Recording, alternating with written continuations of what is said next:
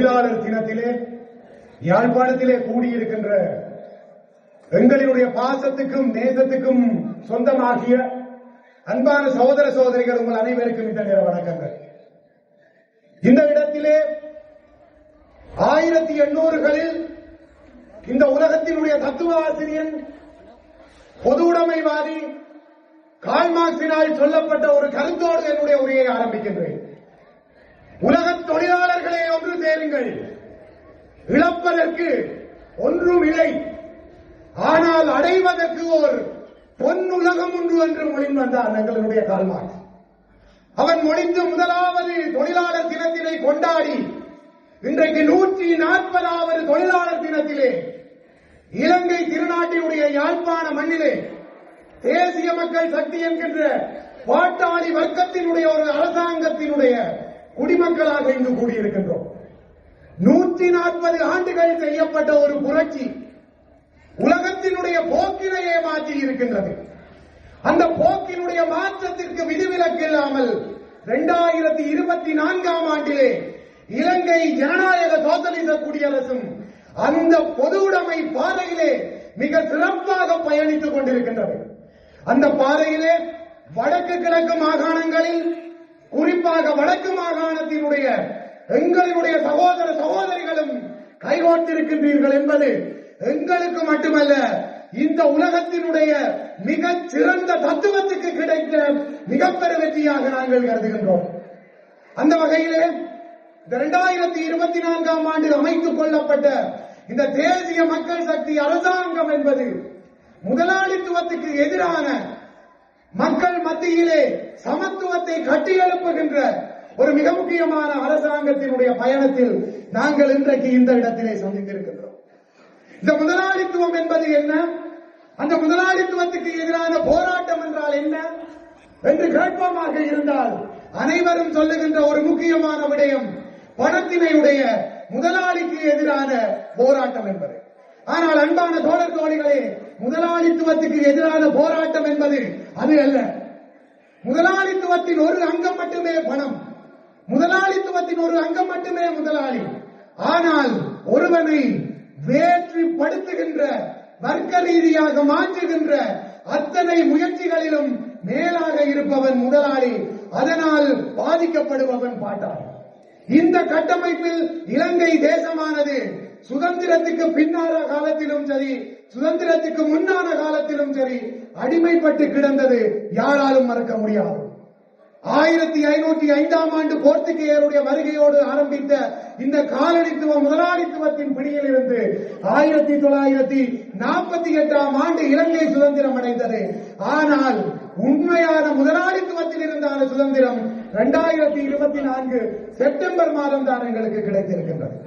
அந்த முதலாளித்துவம் என்ன என்று கேட்டால், இனவாதம் என்கின்ற முதலாளித்துவம், மதவாதம் என்கின்ற முதலாளித்துவம், சாதியம் என்கின்ற முதலாளித்துவம், வர்க்கம் என்கின்ற முதலாளித்துவம், அனைத்திற்கும் மேலாக பிரதேசவாதம் என்கின்ற முதலாளித்துவம், இத்தனை முதலாளித்துவங்களினால் கூறு போடப்பட்டு கிடந்த இந்த இலங்கையானது இன்றைக்கு அதிலிருந்து விடுபடுவதற்கான முதலாவது படியை எடுத்து வைத்திருக்கின்றது.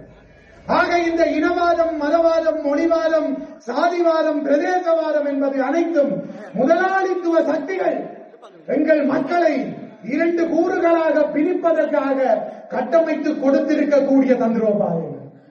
அவற்றின் வலிகளை எங்கள் மண் நிறையவே அனுபவித்திருக்கிறது. இனவாதம் என்கின்ற கட்டமைப்பின் கீழாக நாங்கள் இழந்தவைகள் நிறைய, மதவாதம் என்கின்ற கட்டமைப்பின் கீழாக நாங்கள் இறந்தவைகள் நிறைய. என்னமும் பேச அச்சப்பட்டுக் கொண்டு சாதியவாதம் என்பதற்குள் நாங்கள் வாழ்ந்து கொண்டிருக்கின்றோம். அதனை ஏற்கின்றோமோ ஏற்கவில்லையோ, அதனால் பாதிக்கப்பட்ட மக்களுக்கு தெரியும் சாதியம் என்னமும் எங்கள் மத்தியில் முதலாளித்துவத்தை செய்து கொண்டிருக்கின்றது. இந்த சாதியத்தை தாண்டி எங்கள் மத்தியில் பிரதேசவாதம் என்பது மாற்ற முடியாத மிக பெரும் வடுவாக எங்கள் மத்தியில் காணப்படுகின்றது. இத்தனை கூறுகளும் ஒரு முதலாளித்துவத்தினுடைய கூறு. இத்தனையும் ஒழிய வேண்டும் என்பதற்காகத்தான் கார்ல் மார்க்ஸ் என்பவரும் அவருடைய தோழர் ஏங்கல்ஸ் என்பவரும் அதன் பின்னர் வந்த லெனின் சகோதரர் அவர்களும் தொடர்ச்சியாக போராடி போராடி போராடி இன்றைய இந்த நிலைக்கு எங்களுடைய பாட்டாளி வர்க்கத்தை கொண்டு வந்து வைத்திருக்கிறார்கள். குறித்த நேரத்திற்கு வேலை செய்ய முடியாது, குடித்த ஊதியம் கிடைக்க முடியாது, குடித்த மரியாதை கிடையாது, அடிமை என்று வாழ்ந்த ஒரு சமுதாயம் இலங்கை தேசத்தில் ஆட்சியாளர் என்கின்ற ஒரு சமுதாயமாக மாறி இருக்கின்றது என்றால் அதுதான் இந்த தொழிலாளர் தினத்தினுடையதும் எங்கள் பாட்டாளி ரத்தத்தினுடையதும் வெற்றியாக பார்க்கப்படுகின்றது. அந்த வகையிலே அன்பான சகோதர சகோதரிகளே, நாங்கள் உங்களிடம் வினயமாக கேட்டுக்கொள்வது ஒன்றுதான், இந்த அரசாங்கம் மக்களினுடைய அரசாங்கம், இந்த அரசாங்கம் மக்களினுடைய அரசாங்கம், இனவாதம் இல்லாத அரசாங்கம்.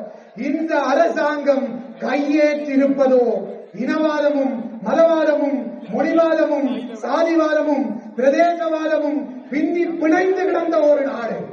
அந்த நாட்டின் மக்களை மீட்டெடுப்பதென்பது சிறிது காலத்திற்கு தேவையான ஒரு விடயம். அந்த வகையில் யாழ்ப்பாணத்தில் அதனை மீட்டெடுப்பதற்கு இத்தனை பேரும் இங்கு கூடியிருக்கின்றீர்கள். அந்த வகையிலே இன்றைய தினம் இங்கு வருகை தந்த ஒவ்வொரு தோழர் தோழியும் இந்த பாட்டாளி மக்களினுடைய வர்க்க போராட்டத்தினுடைய விடிவினுடைய ஒவ்வொரு அங்கமாகவே நான் பார்க்கின்றேன். அந்த வகையில் உங்கள் அத்தனை பேருக்கும் எங்களினுடைய அகம் சார்ந்த வணக்கத்தினை மிகையாக தெரிவித்துக் கொள்வதில் பெருமை அடைகின்றோம், பணிவடைகின்றோம். அந்த வகையில் இந்த போராட்டமானது இன்னமும் முடிவு பெறவில்லை. இந்த போராட்டத்தின் முதலாவது படியில் மட்டும்தான் நாங்கள் கால் வைத்திருக்கின்றோம். அரசாங்கம் என்கின்ற ஒரு கட்டமைப்பு மட்டும்தான் மாற்றப்பட்டிருக்கின்றது. ஆனால் அதன் கீழ் இருக்கக்கூடிய இயந்திரங்கள் மாற்றமடையவில்லை. அவை மாற்றப்பட வேண்டுமாக இருந்தால் அது இங்கு இருக்கின்ற ஒவ்வொரு மக்களினுடைய கைகளினால் தான் சாத்தியம், எங்கள் பாட்டாளிகளினுடைய கைகளினால் தான் சாத்தியம்.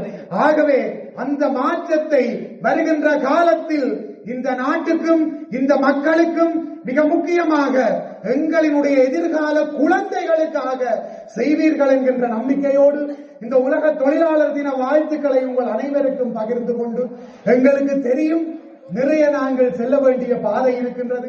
அந்த பாதையில் நிச்சயமாக பொறுப்புணர்வோடு ஒரு அரசாங்கமாக முன்னகர்ந்து செல்வோம் என்கின்ற உறுதிமொழியை கூறிக்கொண்டு இந்த வாய்ப்புக்கு நன்றி கூறி விடைபெற்றுக் கொள்கின்றேன். நன்றி, வணக்கம்.